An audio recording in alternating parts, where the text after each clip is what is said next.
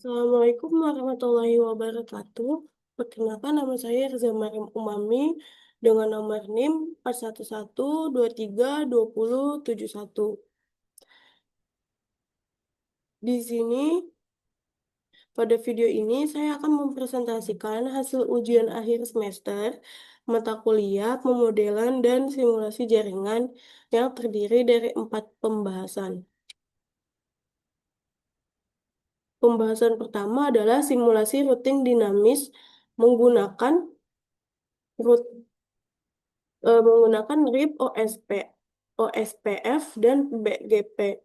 Pembahasan kedua adalah simulasi layanan DNS, HTTP, dan VTP pada server kantor pusat. Pembahasan ketiga adalah analisis performa jaringan berdasarkan delay, jitter, packet loss, dan throughput. Kemudian pembahasan keempat adalah evaluasi kualitas layanan atau QoS pada simulasi akses streaming video dari server web. Nah, di sini ada soal nomor 1. Soal nomor 1, dari kasus di atas buatkan rencana pemodelan untuk simulasi routing dinamis antar router menggunakan kombinasi protokol RIP, OSPF, dan BGP. Jelaskan dari tiap router. Pada soal nomor 1, saya membuat topologi jaringan yang terdiri dari 3 router Cisco 2911, 3 switch Cisco 2960, dan 6 PC. Setiap switch terhubung dengan 2 PC, sehingga terbentuk 3 jaringan lokal, yaitu LAN A, LAN B, dan LAN C. Topologi antar ketiga router dibuat terbentuk segitiga agar setiap router dapat saling terhubung secara langsung. Nah, pembagian jaringan lokalnya adalah sebagai berikut. LAN A menggunakan jaringan 92.168.10.0/024 dan gateway menggunakan alamat 92.168.10.1. Dan LAN B menggunakan jaringan 92.168.20.0, pas internetnya 0/24 dengan router 2 sebagai gateway menggunakan alamat 192.168.20.1. Sedangkan LAN C menggunakan jaringan 92.168.30.0 dengan router sebagai gateway menggunakan alamat 92.168.30.1. Pada pada hubungan antar router, router 1 dan router 2 menggunakan jaringan 10.10.10.10.0. Router 2 dan router 3 menggunakan jaringan 10.10.20.0/30. Router 1 dan router 1 dan router 3 menggunakan jaringan 10.10.10.30. Topologi ini menggunakan kombinasi RIP, OSPF, dan BGP sesuai permintaan soal.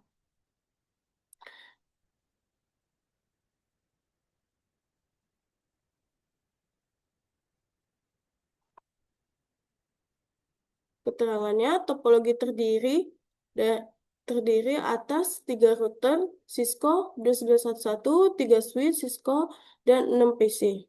Nah, berikut tampilan di sini masih nomor 1 ya. Nah, lalu di sini ada tampilan CLI router 2. Router 2 berfungsi sebagai gateway untuk LAN B, sekaligus menjadi penghubung antara protokol RIP dan OSPF. Interface gigabitnya 0/0 menggunakan alamat 12.168.20.1. Gigabit internetnya 01 menggunakan alamat 10.10.10.2 menuju router 1 dan menuju router 3. Kedua, kami menjalankan RIP untuk menggunakan LAN B dan berkomunikasi dengan router 1. Router 2 juga menjalankan ASP proses 1 dengan router ID 22 untuk menggunakan jaringan. Ini untuk CLI router 2.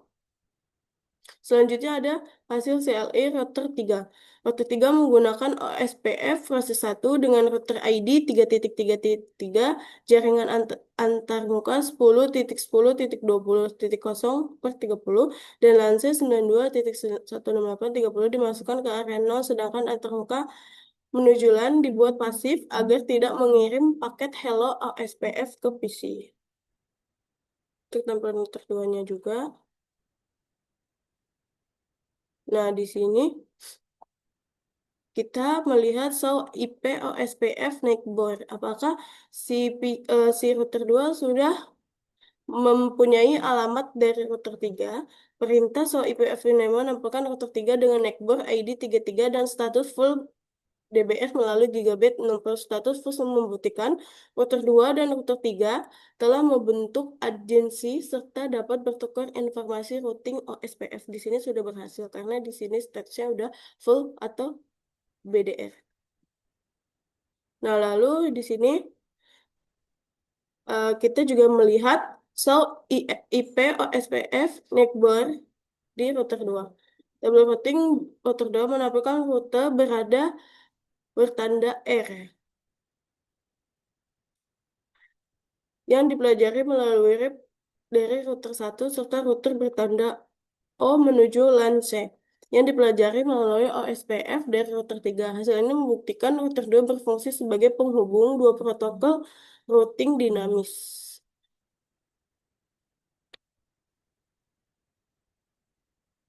Nah, ini selanjutnya CLI di router 3.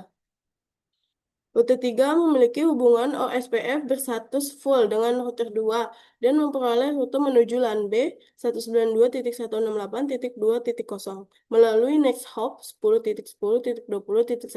Kode O pada tabel routing menunjukkan bahwa jaringan tersebut dipelajari menggunakan OSPF. Ini hasilnya, hasil dari CLI router 3. Ini kita lakukan pengujian konektivitas antar PC 3 ke LAN A dan LAN C.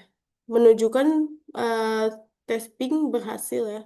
Dan menghasilkan alamat reply seperti ini. Lalu di sini ada konfigurasi eBGP pada router ketiga. Ini router 3 kita cek eBGP-nya.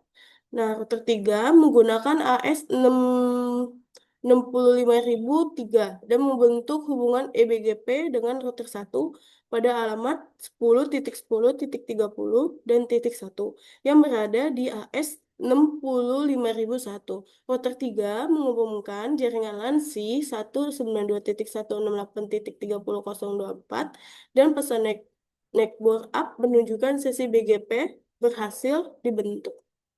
Ini hasilnya.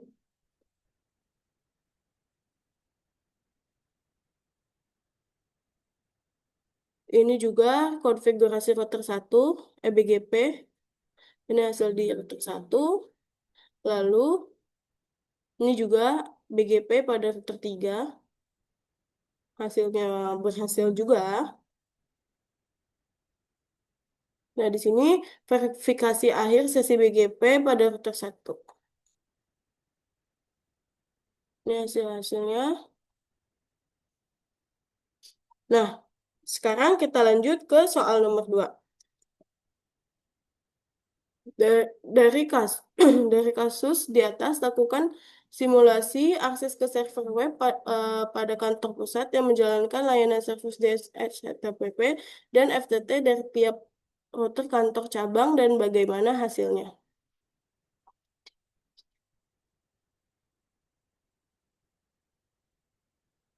Nah, ini saya coba dari PC 1 untuk ya di sini saya nyoba di servernya dulu. server kantor pusat dengan alamat IP 92.168.2010 berhasil melakukan ping ke gateway router 2 92.168.20.1 sebanyak 4 paket dikirim dan seluruhnya diterima dengan paket loss 0%. Hasil ini menunjukkan bahwa konfigurasi IP address, subnet max, default gateway, kabel, dan koneksi server PT ke switch B telah berfungsi dengan baik. Jadi ini hasil untuk command from server dan alamatnya telah berhasil diterima ya. Lalu, ini kita coba juga PC1, pengujian layanan DNS dari PC1 pada LAN A. Dan hasilnya sama juga, berhasil, reply. Ini sudah, lalu ini juga saya tes ke PC3, layanan DNS PC3 ke LAN B. Nah, selanjutnya di sini saya konfigurasi halaman web pada layanan HTTP server. Jadi di sini pada bagian server kita ke bagian service, lalu kita ke bagian HTTP, lalu di bagian indeks HTML-nya kita isi eh, coding seperti ini. Jika misalnya pada PC1 kita buka web browser, kalau dia hasilnya bacaan seperti ini berarti koneksinya telah berhasil ya. Nah, ini file indeks HTML pada server PT dikonfigurasi sebagai halaman utama website kantor pusat. Halaman tersebut berisi informasi bahwa layanan HTTP dapat diakses dari jaringan kantor, cabang, serta server menyediakan layanan DNS, HTTP, dan FTP. Konfigurasi ini digunakan sebagai halaman pengujian akses web. Nah, ini di server. Nah, kita cek ke PC1 nih, udah masuk belum ya HTTP-nya? eh, kita pencet ke desktop, lalu ke halaman web browser, lalu kita ini aja, kita masukin alamatnya www.perusahaan.com dan hasilnya menunjukkan hasil sama ya, yang tadi di coding ini dan hasilnya itu sama. Ada bacaan selamat datang di di website kantor pusat. Nah, pengujian layanan HTTP dari PC1 pada LAN A itu berhasil dan berjalan dengan baik. Lalu di sini saya coba lagi di PC3 dan dia PC3 ada di LAN B dan hasilnya juga sama ya. Dia berhasil menunjukkan hasil yang tadi kita masukkan di service server. Nah, di PC5 juga sama, dia letaknya ada di LAN C dan berhasil membuka website kantor juga melalui jalur routing dinamis menuju server yang tadi kita buat. Nah, di sini saya selanjutnya membuat konfigurasi akun pengguna pada layanan FTP. Tadi kan HTTP sudah berhasil. Nah, selanjutnya kita membuat FTP servernya nih. Nah, layanan FTP pada server PT telah diaktifkan dan ditambahkan akun pengguna untuk proses autentikasi. Pengguna diberi izin read, write, delete, rename, dan list yang ditunjukkan oleh permission RWDNL. Konfigurasi ini memungkinkan pengguna kantor cabang masuk ke FTP server dan mengakses daftar file. Jadi di sini kita on-kan dulu si layanan FTP-nya. Lalu yang kotak 5 ini berisi bacaannya read, write, delete, rename, and list. Lalu kita checklist semua sehingga nanti hasilnya RWDNL ini singkatan dari read, write, delete, dan list. Nah, ini udah kita checklist semua. Berarti pengguna itu boleh melakukan semuanya ya. Nah, di sini pengujian pengujian layanan FTP dari PC1 pada LAN A. Nah, hasilnya kita tulis dulu nih ftp.perusahaan.com. Nah, hasilnya seperti ini. PC1 berhasil terhubung ke ftp perusahaan.com, melakukan login menggunakan akun yang telah dibuat, dan menjalankan perintah dir. Daftar file pada server berhasil menampilkan hal ini membuktikan bahwa layanan DNS ini setelah berhasil. Jadi saat kita ngecek FTP ini, kita ke desktop, ke command prompt juga, lalu kita ketik ftp.perusahaan.com. Karena tadi yang kita buat adalah alamat ini kan, alamat FTP-nya. Lalu kita otomatis dia akan suruh mengisi username yang tadi kita buat, yaitu username-nya kita isi di sini, dan dia memerlukan password. Passwordnya juga tadi kita udah buat di dalam FTP tadi. Kita isi passwordnya dan login. Nah, kita mau lihat nih ada apa sih di dalamnya server apa aja. Boleh kita ketik dir ini dan inilah hasil dari si dir ini dan ini adalah hasil server yang telah berjalan dengan baik. Dan kita lakukan juga ke PC3 ada di LAN B. Seperti yang tadi saya bilang, kita ketik FTP ini, kita masukkan username-nya sudah oke, dia memerlukan password, passwordnya udah kita tulis di sini juga, dan dia menampilkan ini setelah kita minta perintah dir. Nah, di sini FTP juga berjalan dengan baik di PC3 dan LAN B-nya. Selanjutnya, soal nomor 3, lakukan analisa performa jaringannya dalam simulasi. Sertakan gambar topologi dan setting koneksi jaringannya. Nah, ini tampilan jaringan yang setelah saya tambahkan server PT yang tadi nomor 2 juga, karena di nomor 2 kita suruh ditambahkan server PT. Dan ini hasil jaringan yang sudah ditambahkan server PT-nya.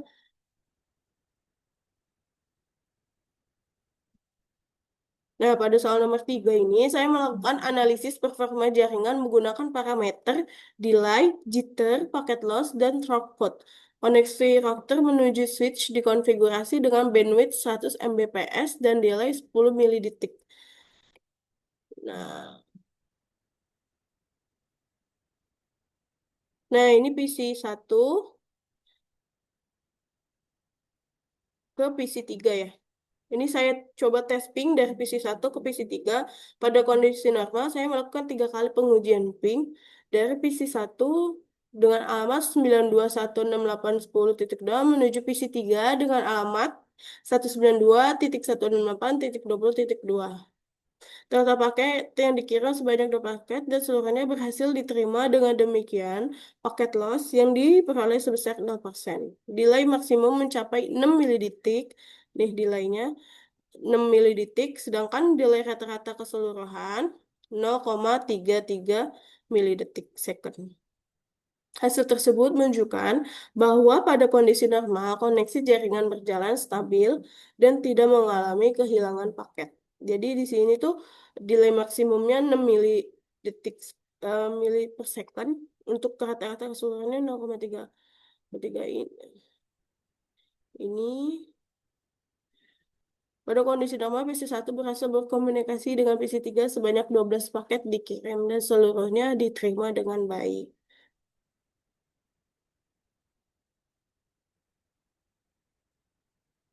Nah, ini kemudian ada CLE router 1, hasil perintah show interface.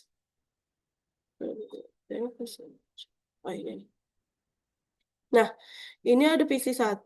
Di sini saya mencoba yang tadi FTP perusahaan, saya coba mendownload file besar eh, di dalam sini, di dalam komen prompt ini, dan ditemukan yang besar itu ada di file yang dipilih itu C18 bin, ukurannya segini ya. Nah, ini file yang saya pilih untuk di-download. Nah, supaya saya tahu nih, beban yang dikasih pada jaringan itu menjalankan transfer file FTP dari PC1 menuju server kantor pusat yang berada pada LAN B, ini tuh seberapa lama sih? Nah, selanjutnya saya mencoba eh, tes pengujian ini dilakukan dari PC2 menuju PC3 dengan alamat ini ketika PC1 sedang menjalankan transfer data melalui layanan FTP sebanyak 12 paket dikirim dan seluruhnya berhasil diterima. Nah, pada saat di PC1 sedang melakukan download file besar, apakah kita tes ping dari PC2 ke PC3 itu memakan waktu yang cukup lama apa tidak? Makanya kita mencoba nih, di sini kita tes ping dari PC2 ke PC3 atau di LAN B-nya. Pengujian dilakukan dari PC2 di LAN A menuju PC3 di LAN B dengan menjalankan transfer data melalui layanan FTP. Sebanyak 12 paket dikirim dan seluruhnya berhasil diterima, sehingga paket loss sebesar 0%, delay maksimum meningkat hingga 20 mili milisecond. Tadi kan sebelum kita download file besar, dia hanya delay maksimumnya 6 milisecond. Nah, ini nih di PC1 kita lagi mendownload file besar dan delay maksimumnya meningkat hingga 20 milisecond. Sedangkan rata-rata delay keseluruhan sekitar 33, milisecond. Nah, ini ping satunya masih 0. Nah, ping 2 nih udah mulai melakukan delay maksimumnya ada di maksimum 20 milisecond dan rata-ratanya 5 milisecond. Nah, ping 3-nya juga masih stabil ya. Ping 2 di 20 mili, rata-rata 5 mili, dan ping 3 di 20 dan 5. Nah, berarti artinya delay normalnya di 0,33 dan dengan delay FTP atau kita sedang mendownload file di PC1 tadi menjadi 3,33 milisecond.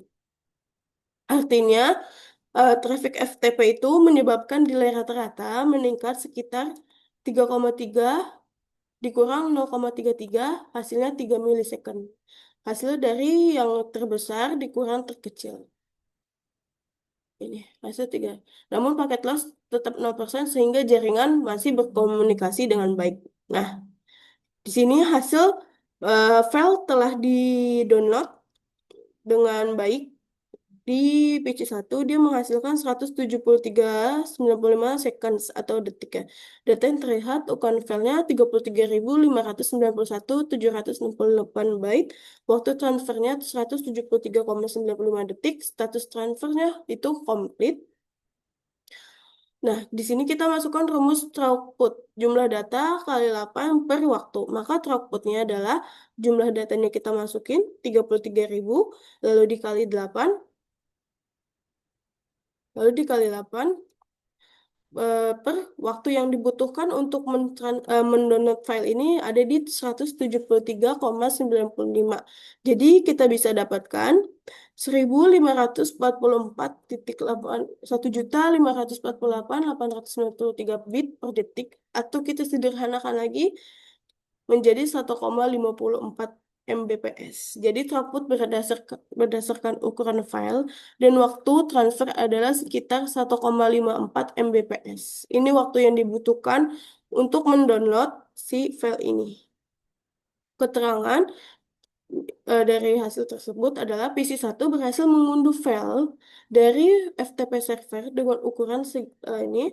Proses transfer selesai dalam waktu 173,95 detik berdasarkan perhitungan jumlah data yang diterima dibagi waktu transfer diperoleh throughput sekitar 1,54 Mbps. Hasil ini menunjukkan bahwa komunikasi TCP dan FTP antara PC1 dan server terpusat berjalan dengan baik hingga proses transfer selesai. Nah, di sini saya juga membuat perbedaan.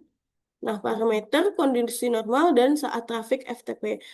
Parameter paket dikirim 12, kondisi normal. Saat traffic juga 12, paket diterima, kondisi normal 12, saat traffic juga 12, paket hilangnya 0, 0, 0, paket lossnya juga 0%. Nah, di sini kita berbeda di delay maksimum dan delay rata-ratanya. Di kondisi normal dia lebih cepat, tapi pada saat kita mendownload file di FTP, dia menjadi 20 ms dan 3,3 ms. Nah, throughput FTP-nya di 1,54 Mbps. Hasilnya menunjukkan bahwa FTP meningkatkan delay tetapi tidak menyebabkan paket loss. Berarti bagus ya, jaringan tetap stabil karena seluruh paket berhasil diterima. Nah, ini hasilnya karena paketnya loss, jadi dia tidak ada kesalahan ya dalam jaringannya. Nah, selanjutnya soal nomor 4. Pada soal nomor 4, saya melakukan evaluasi kualitas layanan atau quality of service pada simulasi akses streaming video dari server web. Karena fitur kompleks PDU pada versi Cisco paket tracer yang saya gunakan tidak menyediakan pilihan RTP atau UDP secara langsung, simulasi streaming video dipresentasikan menggunakan trafik HTTP secara periodik. Nah, di sini karena di kompleks PDU saya tadi kan saya cek itu nggak ada pilihan RTP dan UDP ya, jadi terpaksa saya di PC5-nya saya harus pakai HTTP. Nah, PC5 PC5 bertindak sebagai klien yang meminta data dari server web. Ini server web. Permintaan HTTP menggunakan port tujuan 80 dan dikirim secara periodik setiap 1 detik. Penggunaan HTTP periodik mempresentasikan proses pengambilan segmen data video secara terus-menerus. Nah, pada event list terlihat paket bergerak melalui jalur PC5 menuju switch C, kemudian ke router 3, lalu ke router 2, ke switch B, dan ke server. Itu urutannya ya. Dan ini benar. PC5, switch C, router 3, router 2, switch B. Lalu dia kembali lagi tuh saat respon dari server kembali melalui switch B, router 2, router 3, switch C, dan diterima kembali si PC5. Tidak terdapat pada tanda kegagalan paket, sehingga komunikasi HTTP dua arah berhasil dilakukan. Nah, simulasi streaming video dipresentasikan menggunakan trafik HTTP periodik dari PC5 menuju server web dengan alamat IP. Paket melewati switch C, router 3, router 2, dan switch B sebelum mencapai server. Kemudian respon dikirim kembali melalui jalur yang sama menuju PC5. Event list menunjukkan bahwa komunikasi berlangsung dua arah tanpa ada kegagalan, sehingga akses layanan multimedia berbasis web berhasil disimulasikan. Nah, ini sudah ya. Ini urutannya sudah benar dari PC5 ke switch C, lalu ke router 3, lalu ke router 2, lalu ke switch B dan server. Dan kembali dari server ke switch B, ke router 2, ke router 3, ke switch C, dan kembali lagi ke PC5.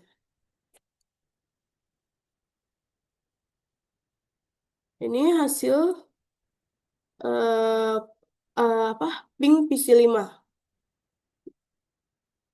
Pengunjung dilakukan dari PC5 menuju server web dengan alamat 92. Ketika trafik HTTP periodik sedang berjalan tanpa adanya transfer FTP, seluruh paket berhasil diterima dengan paket loss sebesar 0%.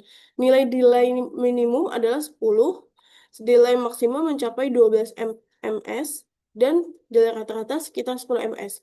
Hasil tersebut menunjukkan bahwa akses streaming berbasis HTTP pada kondisi jaringan tanpa beban tambahan berjalan dengan stabil. Nah, ya itu kan tadi kan kalau kita lagi download FTP tuh file besar itu delay maksimum mencapai 20 ms. Sedangkan pada saat streaming video ini maksimumnya delaynya di 12 ms dan rata-ratanya di 10 ms. Nah, berdasarkan evaluasi QoS, trafik HTTP periodik berhasil digunakan untuk mempresentasikan akses streaming video dari server web menuju klien pada kantor cabang. Pada kondisi tanpa trafik tambahan, jaringan memiliki delay, jitter, dan paket loss yang rendah. Ketika transfer FTP dijalankan secara bersamaan, penggunaan bandwidth meningkat dan dapat memengaruhi delay serta kestabilan paket.